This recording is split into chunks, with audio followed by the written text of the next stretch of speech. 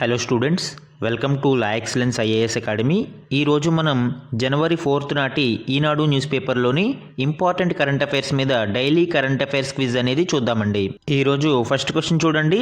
ఇటీవల వార్తలలో ఉన్న ఆపరేషన్ డిజిటల్ బోర్డుకి సంబంధించి క్రింది స్టేట్మెంట్లను పరిగణించండి.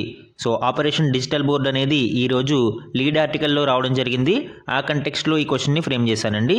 ఫస్ట్ స్టేట్మెంట్, ఇది తరగతి గదిని డిజిటల్ క్లాస్ రూమ్గా మార్చడం లక్ష్యంగా పెట్టుకుంది. ఎస్, స్టేట్మెంట్ 1 అనేది కరెక్ట్ అండి. ప్రతి క్లాస్ రూమ్లోనూ కూడా డిజిటల్ మౌలిక సదుపాయాల్ని కల్పించడం కోసం నార్మల్ క్లాస్ రూమ్ని డిజిటల్ క్లాస్ రూమ్గా మార్చే ఉద్దేశంతో 2019లో దీన్ని స్టార్ట్ చేయడం జరిగింది. స్టేట్మెంట్ 1 అనేది కరెక్ట్ ఇక్కడ మనకి. అండ్ సెకండ్ వన్ చూడండి, ఇది 1వ తరగతి నుండి ప్రభుత్వ మరియు ప్రభుత్వ సహాయ పాఠశాలలలో డిజిటల్ మౌలిక సదుపాయాలను అందిస్తుంది.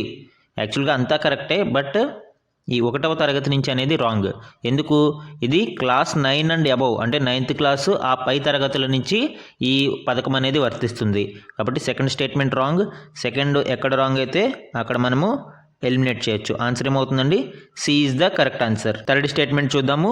మానవ వనరుల అభివృద్ధి మంత్రిత్వ శాఖ ఈ పథకం యొక్క నోడల్ మంత్రిత్వ శాఖ. Correct. Ministry of human resources development అనేది ఈ పథకానికి నోడల్ మంత్రిత్వ శాఖగా వ్యవహరిస్తుంది. కాబట్టి సి అనేది ఇక్కడ కరెక్ట్ ఆన్సర్ మనకి. సెకండ్ క్వశ్చన్ చూడండి. భారత రాజ్యాంగానికి సంబంధించి సాధారణ చట్టాలలో ఉన్న నిషేధాలు లేదా పరిమితులు లేదా నిబంధనలు ఆర్టికల్ 142 ప్రకారం రాజ్యాంగ అధికారాలపై నిషేధాలు లేదా పరిమితులుగా వ్యవహరించలేవు. ఇది క్రింది వాటిలో దేనిని సూచిస్తుంది? అంటే ఇది ఒక స్టేట్మెంట్ ఇవ్వడం జరిగింది. ఈ స్టేట్మెంట్లో ఆర్టికల్ 142 గురించి మెన్షన్ చేస్తూ చెక్స్ అండ్ బ్యాలెన్సెస్ని ఇక్కడ అడగడం జరిగిందండి. యాక్చువల్గా ఇది ప్రీవియస్ యూపీఎస్సీ క్వశ్చన్ అండి. మనకి ఈరోజు ఆర్టికల్ 142 న్యూస్లో ఉంది కాబట్టి ఆ కంటెక్స్ట్లో ఈ క్వశ్చన్ని ఫ్రేమ్ చేసుకోవడం జరిగింది, పిక్ చేసుకోవడం జరిగింది. అసలు ఆర్టికల్ 142 అంటే ఏంటండి? కంప్లీట్ జస్టిస్, సత్వర న్యాయాన్ని ఇది సూచిస్తూ ఉంటుంది. సో ఇక్కడ మనము 1 by 1 స్టేట్మెంట్స్ని చూద్దాము. యాక్చువల్గా ఇవి ఏబిసిడీలు అండి.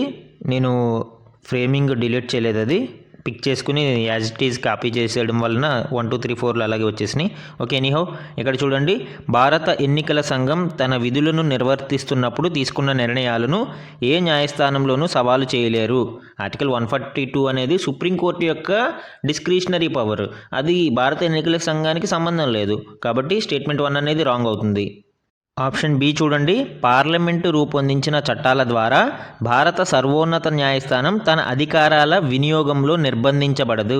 సో పార్లమెంట్ ఏదైనా చట్టాలు చేసి సుప్రీంకోర్టు యొక్క అధికారాలను తగ్గించాలని ప్రయత్నిస్తే సుప్రీంకోర్టు అలాంటి చట్టాల పరిధిలోకి నిర్బంధించబడదు అని ఇక్కడ తెలియజేస్తుంది. యాక్చువల్గా ఇదే ఆన్సర్ మనకి. ఆర్టికల్ 142 కంప్లీట్ జస్టిస్ గురించి తెలియజేస్తుంది. అలానే ఏదైనా అవసరమైన సందర్భాలలో ఆర్డర్స్ లేదా డిక్రీల్ని పాస్ చేసే అధికారం కూడా అండర్ ఆర్టికల్ 142 సుప్రీంకోర్టుకి ఉంటుంది. ఆన్సర్ ఏమవుతుందండి? బి అవుతుంది. అండ్ అదర్ ఆప్షన్స్ కూడా చూద్దాము.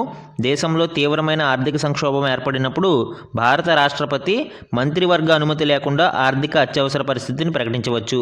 ఇది సుప్రీంకోర్టు యొక్క ఆర్టికల్ 142 అనేది, కాబట్టి రాష్ట్రపతికి సంబంధం లేదు. అండ్ డి, కేంద్ర శాసనసభ యొక్క సమ్మతి లేకుండా రాష్ట్ర శాసనసభలు కొన్ని విషయాలపై చట్టాలు చేయలేవు.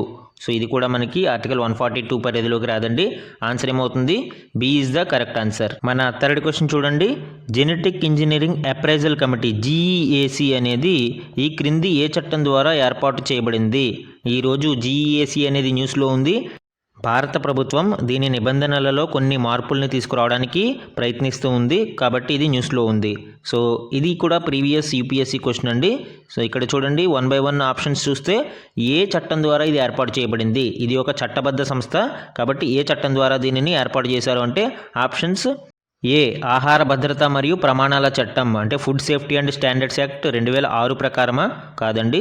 అలానే వస్తువులు భౌగోళిక సూచనలు చట్టం 1999, geographical indications of goods registrations and protection act 1999 ద్వారానా అంటే ఇది కూడా కాదు. పర్యావరణ రక్షణ చట్టం 1986, పర్యావరణ పరిరక్షణ చట్టం 1986, ఇది కరెక్ట్. ఎన్విరాన్మెంటల్ ప్రొటెక్షన్ యాక్ట్ ఆధారంగా దీనిని ఏర్పాటు చేయడం జరిగింది. వన్యప్రాణి సంరక్షణ చట్టానికి దీనికి సంబంధం లేదు. ఆన్సర్ ఏమవుతుందండి?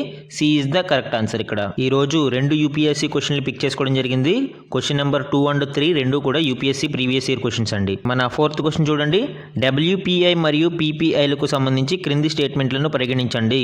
సో డబ్ల్యూపీఐని కొన్ని మార్పులు చేసి అఫీషియల్గా డబ్ల్యూపీఐ నుంచి పీపీఐకి గవర్నమెంట్ షిఫ్ట్ అవ్వడం కోసం ప్రయత్నాలు సాగిస్తుంది. కాబట్టి మనకి ఈరోజు న్యూస్ ఆర్టికల్ రావడం జరిగిందండి. ఆ కంటెక్స్ట్లో ఈ క్వశ్చన్ని ఫ్రేమ్ చేయడం జరిగింది. ఫస్ట్ ఆప్షన్ చూడండి. డబ్ల్యూపీఐ ఇంటర్మీడియట్ మరియు తుది ఉత్పత్తులను కవర్ చేస్తూ పీపీఐ కంటే ఎక్కువ విస్తృతమైన వస్తువులు మరియు సేవలను కలిగి ఉంటుంది. ఫస్ట్ అసలు ఈ పదం చూసిన వెంటనే దీనిని రాంగ్ అని చెప్పొచ్చు. ఎందుకు? కేవలం వస్తువులు మాత్రమే డబ్ల్యూపీఐలో కవర్ అవుతాయి. హోల్సేల్ ప్రైస్ ఇండెక్స్లో వస్తువులు మాత్రమే కవర్ అవుతాయి, గూడ్స్, కానీ సర్వీసెస్ కవర్ అవ్వవు, సేవలు కవర్ అవ్వవు. కాబట్టి డబ్ల్యూపీఐ అనేది రాంగ్. ఇక్కడ మనకి వస్తువులు మరియు సేవలను కలిగి ఉంటుంది అనేది. యాక్చువల్గా పీపీఐలో ఇంటర్మీడియరీ గూడ్స్ మరియు ఫైనల్ గూడ్స్ అనేవి కలిగి ఉంటాయి. ఇవి ఎక్కువగా ఉంటాయి, విస్తృతంగా పీపీఐ కలిగి ఉంటుంది. First one wrong. Second one, భారతీయ సందర్భంలో లెక్కించేటప్పుడు పీపీఐ పరోక్ష పన్నులను మినహాయిస్తుంది, అంటే ఇండైరెక్ట్ ట్యాక్సెస్ని ఎక్స్క్లూడ్ చేస్తుంది. కానీ డబ్ల్యూపీఐ పరోక్ష పన్నులను కలిగి ఉంటుంది.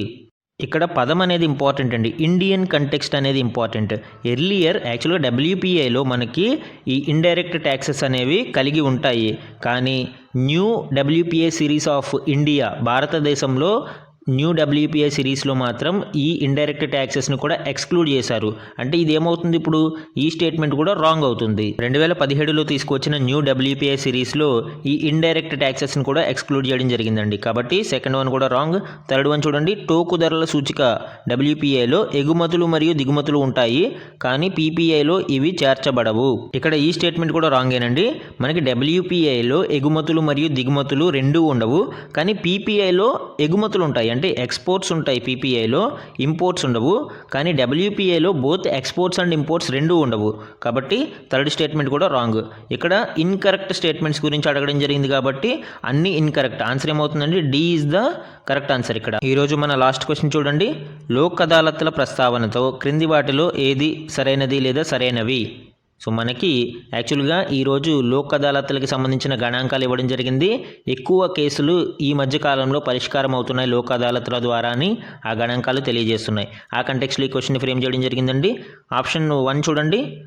లోక్ అదాలత్లు సివిల్ మరియు క్రిమినల్ స్వభావం లేని విషయాలను మాత్రమే పరిష్కరిస్తాయి. ఈ స్టేట్మెంట్ రాంగ్ అండి. ఎందుకు? ఇది బోత్ సివిల్ మరియు క్రిమినల్ కేసెస్ని కూడా డీల్ చేస్తుంది. కానీ ఇక్కడ ఎగ్జామ్షన్ ఏంటి అంటే ఓన్లీ కాంపౌండబుల్ కేసెస్ని మాత్రమే డీల్ చేస్తుంది. కాంపౌండబుల్ కేసెస్ అంటే చిన్న చిన్న కేసెస్, దొంగతనాలు లాంటి క్రిమినల్ కేసెస్ని ఇది డీల్ చేస్తుంది.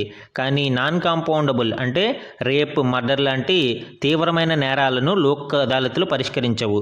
కాబట్టి స్టేట్మెంట్ 1 అనేది రాంగ్ ఇక్కడ మనకి. సెకండ్ వన్ చూడండి. లోక్ అదాలత్లో ఒక విషయం దాఖలు చేయబడినప్పుడు కోర్టు రుసుము చెల్లించాల్సిన అవసరం లేదు.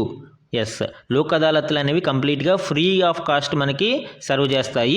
ఒకవేళ కోర్టులో పెండింగ్లో ఉన్న కేసులని లోక్ అదాలత్లకి చేర్చినప్పుడు కోర్టులో ఏమైనా ఫీజు చెల్లిస్తే ఆ ఫీజును కూడా ఇవి రిఫండ్ చేస్తాయి. అంటే పేదలకి త్వరితగతిన న్యాయం చేయడం కోసం ఈ లోక్ అదాలత్లను ఏర్పాటు చేయడం జరిగిందండి.